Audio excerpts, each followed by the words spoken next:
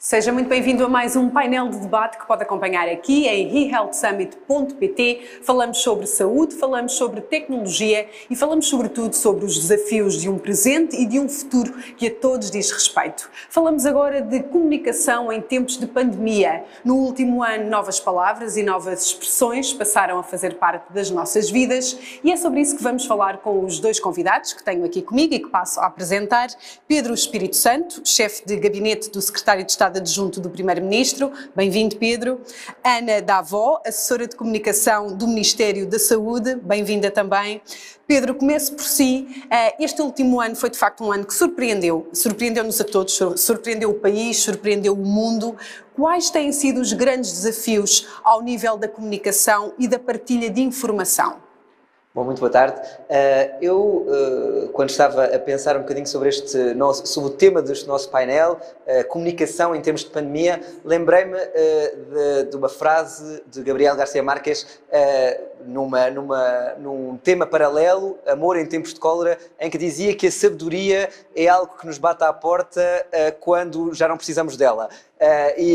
Enfim, claro que há muitas lições a aprender, mas no fundo houve aqui um desafio enorme de learn by doing, de lidar com um imprevisto que nenhum de nós estava de facto preparado para o fazer. A incerteza era total, nenhum de nós tinha vivido uma pandemia nenhum de nós, de resto, quando digo nenhum de nós, digo ao nível dos cidadãos, de cada um de nós na sua experiência individual, mas também ao nível dos especialistas, de quem nós depositamos todas as nossas confianças para encontrar a melhor evidência científica, mas também ao nível das equipas do governo e, portanto, dos decisores no que toca ao controlo, à prevenção e à mitigação da pandemia. Eu diria que tudo isto nos trouxe uma miríade de desafios. Por um lado, a incerteza, como dizia, por outro lado, o facto de estarmos a lidar com uma crise ou com um desafio que é intangível, não é? Seria muito mais fácil lidarmos e percebermos o vírus se o víssemos e se todo um conjunto de fenómenos cientificamente demonstráveis fossem visíveis, estivessem ao nosso lado.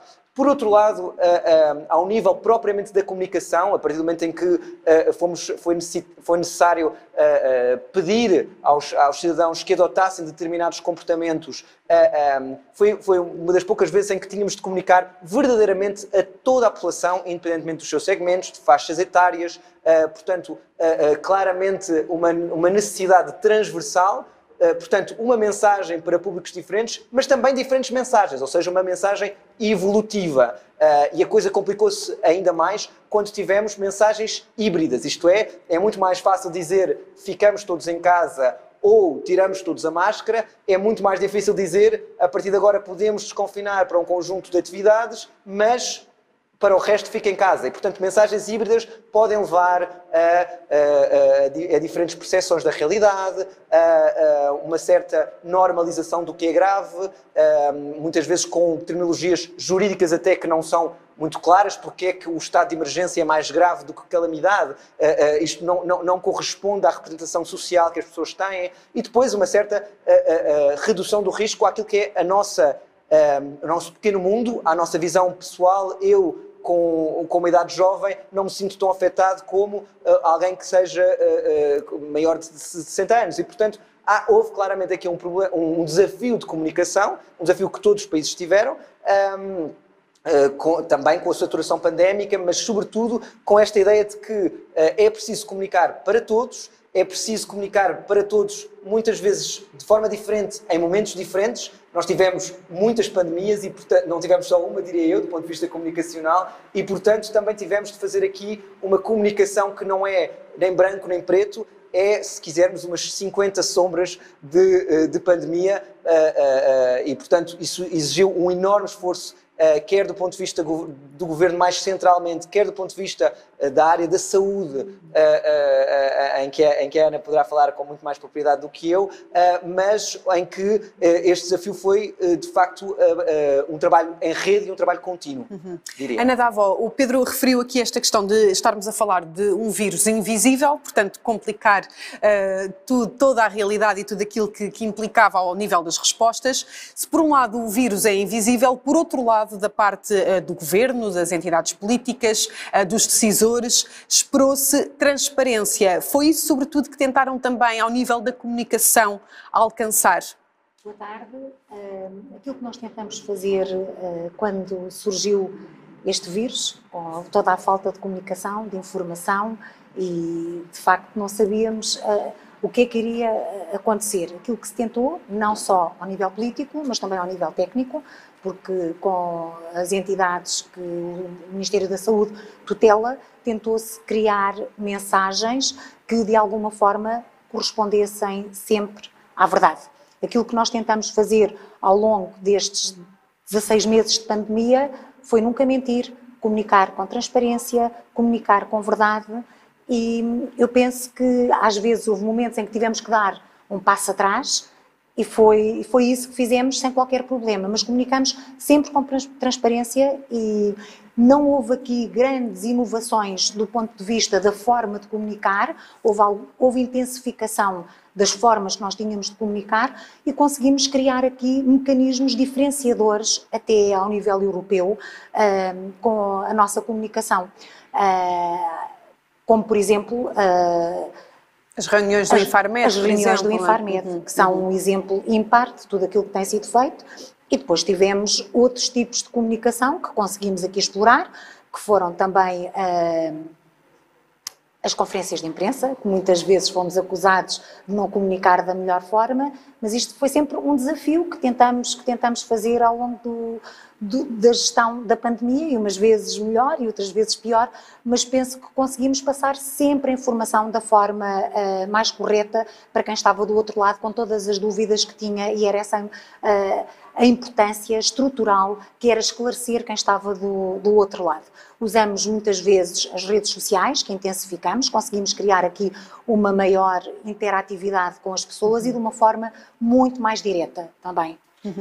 Pedro, falamos aqui das redes sociais e da tecnologia também como aliada neste contexto, na perspectiva em que se consegue que a informação chegue de uma forma mais clara e rápida às pessoas, o que pode ter perigos, já lá vamos, mas relativamente a estas novas estratégias de comunicação, talvez não sejam novas, mas foi necessário implementá-las de uma forma mais rápida. Que estratégias de comunicação são essenciais num contexto de crise?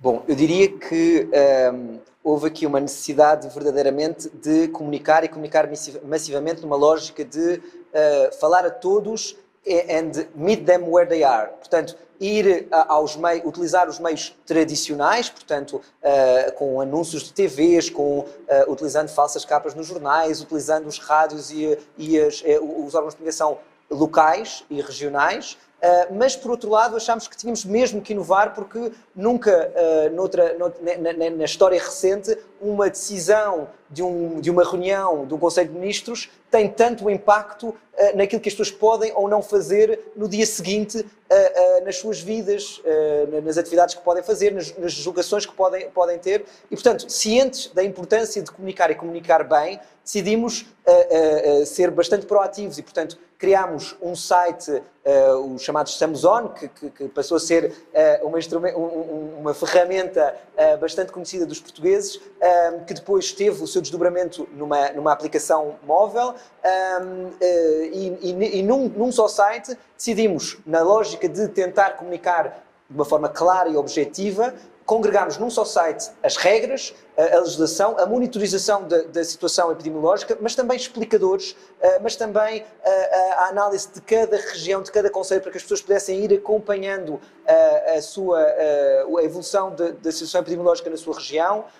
Também guias para o teletrabalho, que era uma realidade muito nova para muitos de nós, e, portanto, todas estas informações também sobre os apoios às empresas, às famílias, aos trabalhadores, foi tudo condensado neste site e nesta app, para que as pessoas soubessem que, numa lógica de one-stop shop, havia claramente toda a informação que precisavam de saber sobre a resposta à pandemia. De resto, aqui com toda a humildade, destacaria o facto da própria OCDE, o ano passado, no seu estudo sobre Innovative Responses, portanto, respostas inovadoras à pandemia, ter destacado Portugal como o país mais inovador, com cerca de 19 inovações, face, por exemplo, o segundo, que seria o Reino Unido, com 11 inovações, só para termos aqui uma noção de escala, e o site Estamos On, portanto, a forma de comunicar do governo foi considerada como uma medida de destaque.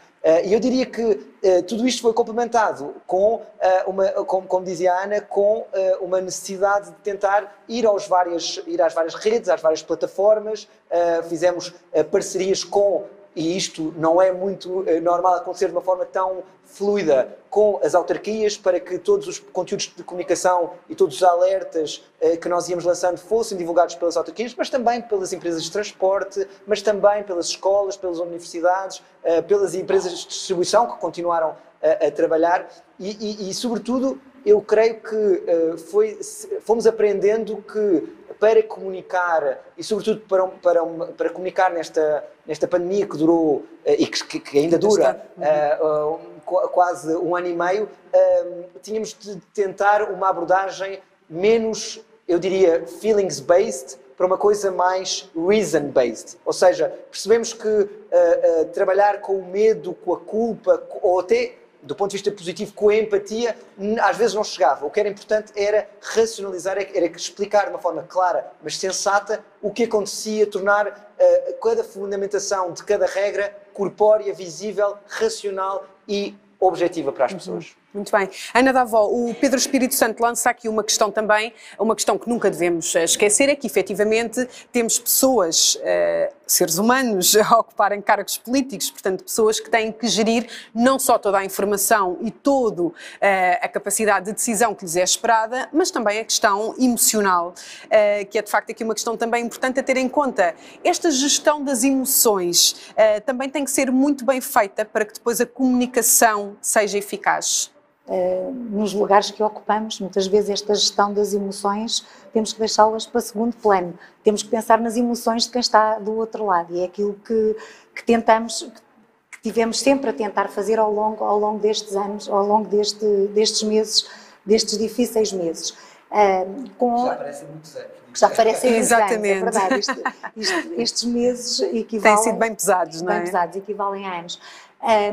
É importante também aqui realçar que, do ponto de vista da comunicação e com os jornalistas, porque nós vivemos aqui um outro problema, que foi os jornalistas também não estavam nas redações.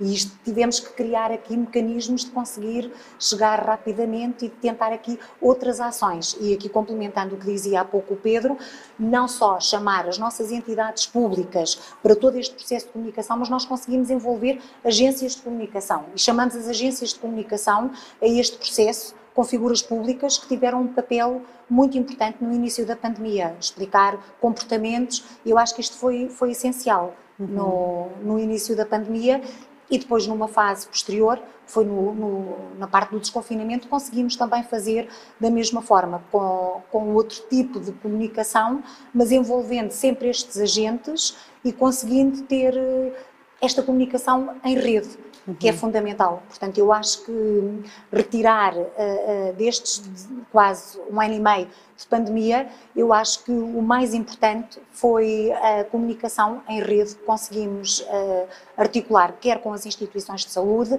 quer com todo o governo e quer mesmo com a comunicação social.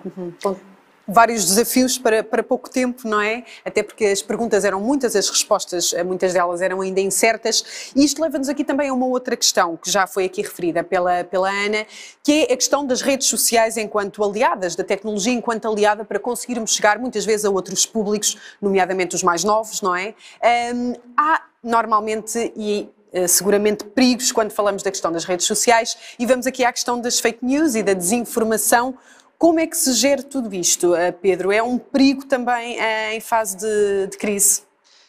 Eu creio que o tema das fake news e o tema das redes sociais deve ser encarado como encaramos a tecnologia no geral. A tecnologia é em si mesma neutra, diria eu, como tal, pode ser um instrumento aliado, mas também pode ser um inimigo.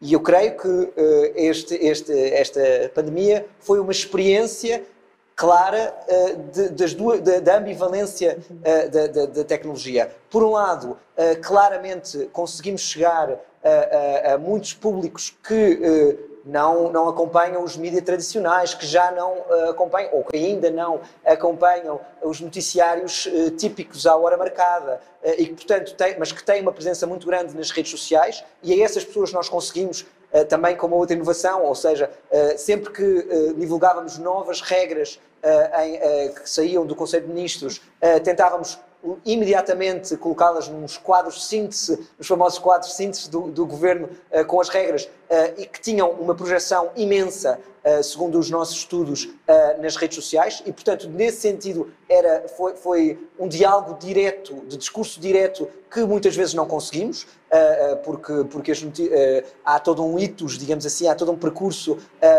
desde a decisão, à comunicação da decisão, nos briefings do Conselho de Ministros lá longe, e aqui era literalmente em discurso direto, e portanto isso de facto foi uma vantagem. Mas ao mesmo tempo, tal como era fácil e havia velocidade na transmissão da nossa mensagem, também havia a transmissão de mensagens que muitas vezes eram inadvertidas, ou seja, as pessoas verdadeiramente perante a incerteza confiavam em mensagens que recebiam de alguém do ponto de vista informal, mas que não correspondia à melhor evidência científica. E isso era de facto um problema, foi um problema e continua a ser um problema.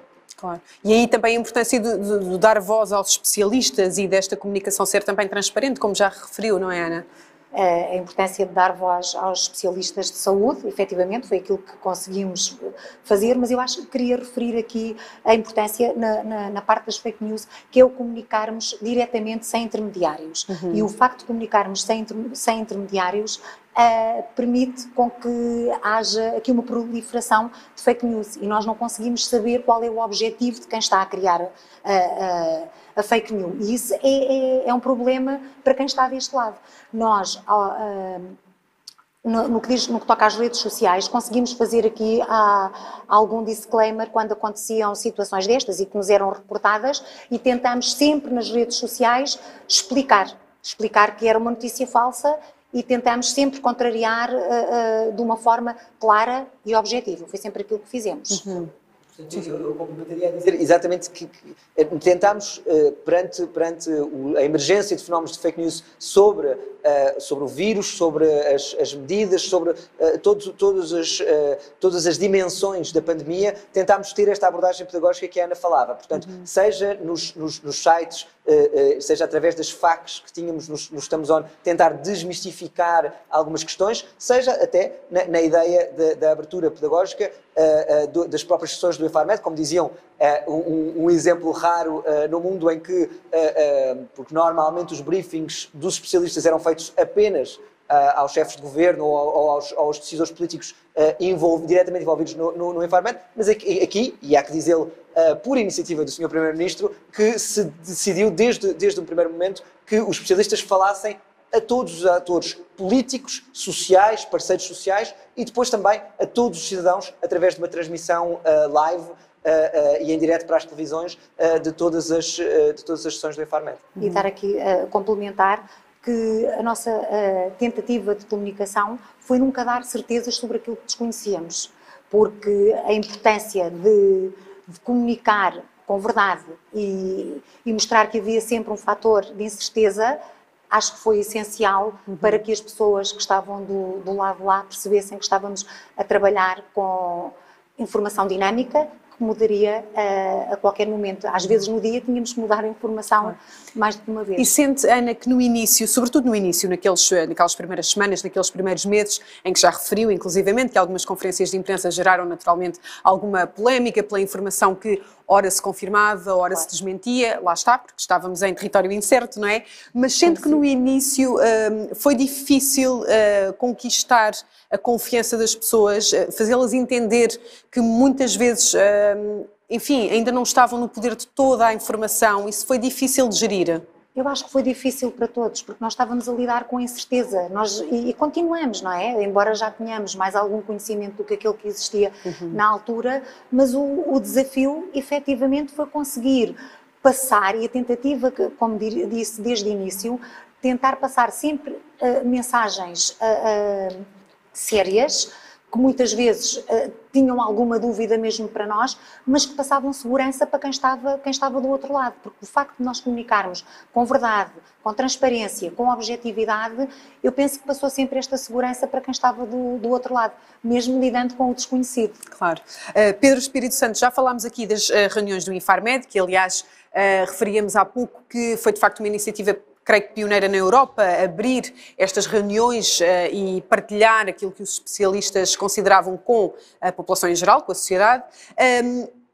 Há outros exemplos, ou seja, Portugal conseguiu aqui de alguma forma também, enfim, sobressair no que diz respeito à sua forma de comunicar e de fazer política nesta fase tão complicada? É uma pergunta muito interessante, porque na verdade como dizíamos, a pandemia foi uma estreia, digamos assim, uma estreia enquanto experiência para todos os governos, para todas as empresas, para todos os atores, digamos assim, que no fundo fazem comunicação. Foi engraçado comunicar e dialogar com alguns outros governos e com algumas outras equipas de comunicação, e eu diria, com toda a humildade, que estivemos bem. Se fosse ao nível da utilização da tecnologia, como falávamos, através de um site, de uma app, o site Estamos On, só para as pessoas terem um bocadinho de noção, foi aqui do backstage, foi criado em 3 dias, de raiz, e passou rapidamente a ter também a sua app, e passou rapidamente a ter as diferentes declinações. Também a própria ideia das notícias e dos anúncios, digamos assim, das regras dos confinamentos e desconfinamentos não serem dadas a seco, mas sim com todo um contexto e com toda uma apresentação, diria, pedagógica, clara e objetiva, por parte do Sr. Primeiro-Ministro diretamente e, portanto, por parte de quem, no final do dia, é o responsável máximo pela decisão que é tomada, não só como uma declaração fixa e fechada, como é habitual, mas com quadros, com mapas que explicassem, no fundo, porque é que se tinha que tomar determinada decisão, porque é que em determinados conselhos era preciso tomar, a mensagem era uma, para outros conselhos era outra, porque é que havia de facto aqui um conjunto de mensagens híbridas, como eu dizia há pouco, essa ideia de não tomar nenhuma decisão de relevo sem ter uma apresentação e uma explicação pedagógica por parte de um Primeiro-Ministro, com o seu PowerPoint depois difundido urbi et orbi, mas também com o tal quadro síntese de todas essas decisões, eu creio que foi relativamente inovador, tal como o site Estamos On, como dizia há pouco, tal como esta ideia de chamarmos stakeholders privados, a comunicação social para ajudar a transmitir as mensagens de saúde pública, foi de facto um caminho relativamente inovador.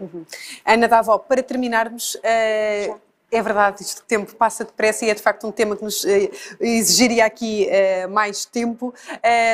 Para terminarmos, que lições tiramos deste ano e desta pandemia para a saúde e também para a comunicação com o cidadão? Em saúde pública somos todos. Não podemos trabalhar sozinhos, precisamos todos uns dos outros. E há pouco falava, e bem, os especialistas tiveram um papel muito importante no trabalho que nós desenvolvemos aqui, mas também aconteceram situações interessantes, que foi a proliferação de especialistas que em toda a televisão foram aparecendo e que muitas vezes isto também contribui para a desinformação. Eu penso que as lições que tiramos desta pandemia e que ainda iremos tirar, porque isto ainda está longe de acabar, é que para comunicar nós precisamos de uma sociedade, precisamos dos jornalistas e precisamos de todos os stakeholders do governo, do Ministério, para conseguir garantir uma comunicação eficaz. Eu só queria fazer aqui um reparo, há pouco o Pedro falou do Estamos On, nós criamos também na dimensão técnica o site covid.com, que teve momentos que foi abaixo, inclusivamente, com a procura da informação, porque as pessoas tinham necessidade da informação. E eu acho que isto é importante dizer que o trabalho em rede é fundamental em todo este processo. Muito bem, muito obrigada. Pedro Espírito Santo, chefe do Gabinete de Secretário de Estado Adjunto do Primeiro-Ministro, Ana Davó, assessora de Comunicação do Ministério da Saúde. Lançou-se aqui o debate e também ficámos aqui com uma noção daquilo que foi feito ao nível da comunicação e que continuará certamente nos próximos meses. Muito obrigada, continuação de bom trabalho. Muito obrigado.